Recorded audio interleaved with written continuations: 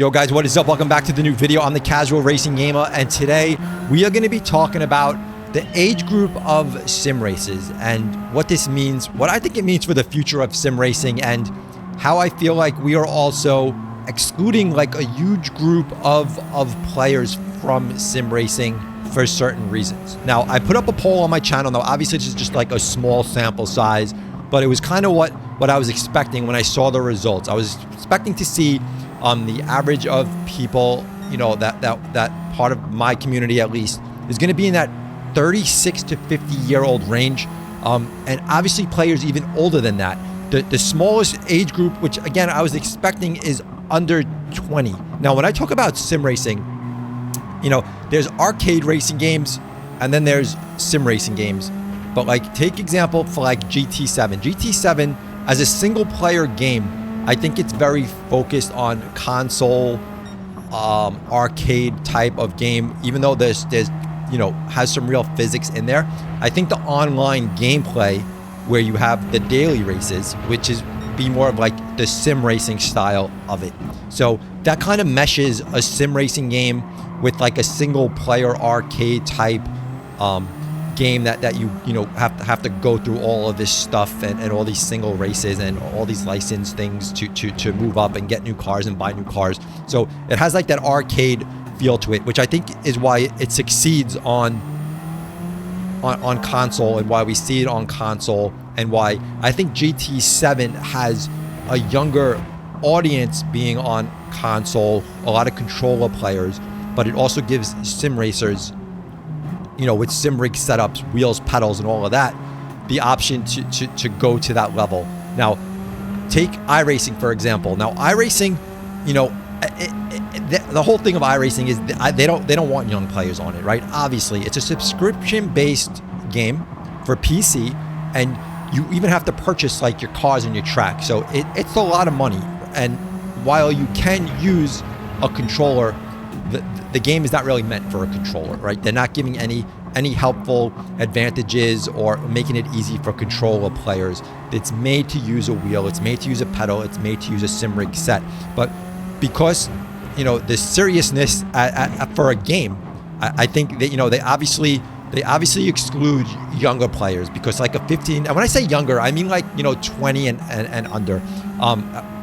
When I say older people and older players, you know, now I'm not saying they're old, right? 30, 35, 40, 45 isn't old people, but it's not the younger generation. It's not the young generation of kids that are playing a game like iRacing, because they're trying to exclude the younger generation, because you have to pay for everything, right? A 12, 13-year-old kid is not going to go out and buy himself a subscription to iRacing and start purchasing all these cars and tracks, unless the parent is buying them something or letting them use their account. But like, I have like a teenage son, and he has absolutely no interest in sim racing. He couldn't care less about real physics. He couldn't care less about driving real cars in games, and like he just doesn't care.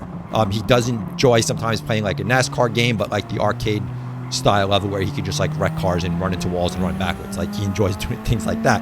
So, you know, so we have this older crowd, and it's a very expensive hobby, right? It's not something cheap. Sim racing is not. Yes, again, you have the arcade sense of it, where it's controller friendly on console, and I think that's also why consoles aren't going full in on sim racing yet.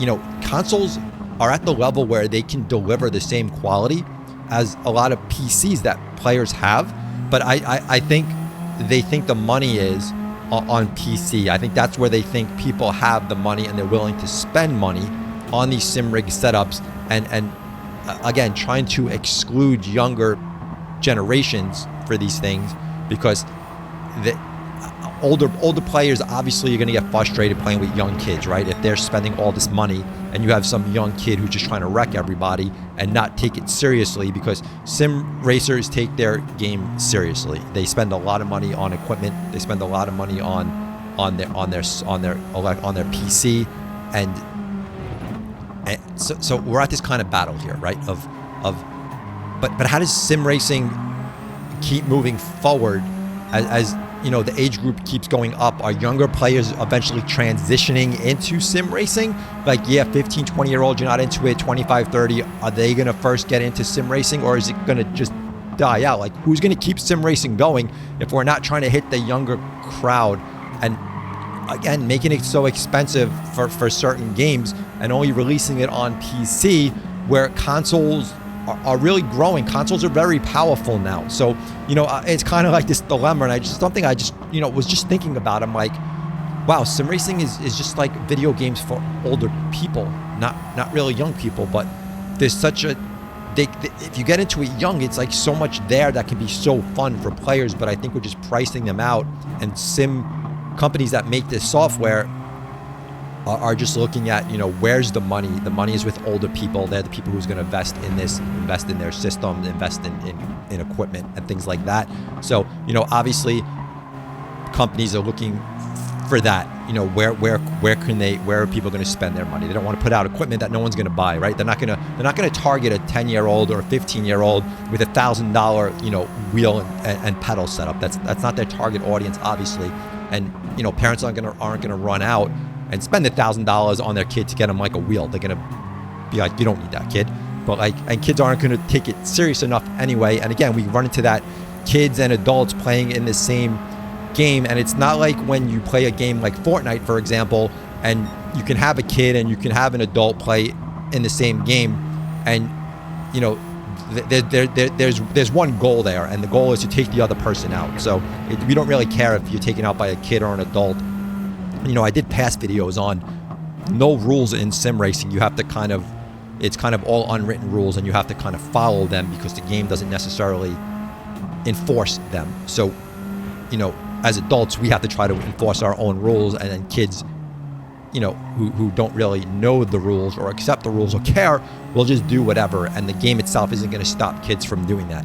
So it's kind of like this fine balance. But I also think that's also holding back consoles from going full in on real sim racing games. Although I think we are getting Assetto Corsa Evo, right? I don't know how well the console versions are going to be, and how they're going to be exactly the same as PC. Are they going to allow PC players to race against console players? That's going to be something we'll have to see, and how that actually works. And it's going to have, if it's going to have like a full online racing community and game like that. But I think that's why consoles, like, I just can't see us. Consoles can totally support iRacing because they're way more, people have PCs way less powerful than a PlayStation 5, PlayStation 5 Pro, Xbox, you know, Series X and things like that. I just don't think that iRacing wants to bring in, they can bring in so much more players, but I don't think they want to. So they force you to buy a PC because they want to keep it, they want to keep it to, it's almost like they're pricing people out. They want people with money, and they want, obviously that means adults, and that's where they're gearing towards. So it's kind of unfortunate for console players that we can't get a true sim like iRacing on console. Because for me, I actually started on PC with iRacing and sim racing on PC, but playing like GT7 on console, the ease and the plug and play of everything on console just makes things so simple. Anytime I would try to load up a new game, a new sim game like on PC, like there's so many settings and so many things you have to adjust and play around with and get it to work for your computer. And if you're using a VR headset, it's even worse, and there's a bunch of other settings, and turn this on, turn this off, try this, try that, this doesn't work.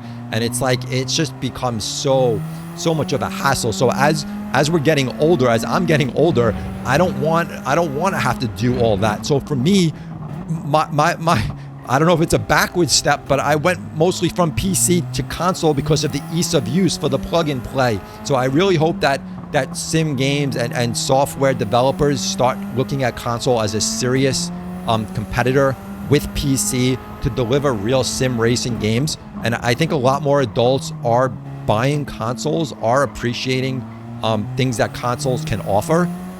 And I think when people see the simplicity of plug and play of a console, that I think more adults might be, you know, hopping into it, and they are willing to buy sim rig setups. You know, a lot of adults, a lot of the community on this channel play GT7. They have full sim rigs. They spend just as much on their sim rig as a PC player does. So it's not like the money's not there. I think there's just this convincing of, you know, console is also for adults and not just for children, but also opening up to let the younger generation into sim racing, and I don't know if that's really a good thing or a bad thing, again, because of the unwritten rules of racing, and how do you combat the drivers of kids and not caring and just wanting to wreck, as opposed to real sim racers who take it seriously, who obviously it's still a game, but like people take it like it's real, and I know the feeling when people are intentionally doing wrong things when you're sim racing. So it's kind of like that fine balance. But where does sim racing go to the next generation? I'm kind of curious. Let me know your opinion. Let me know your thoughts down below. If you enjoyed the video, thumb it up, subscribe. We'll catch you on the next one. We out of here. Peace.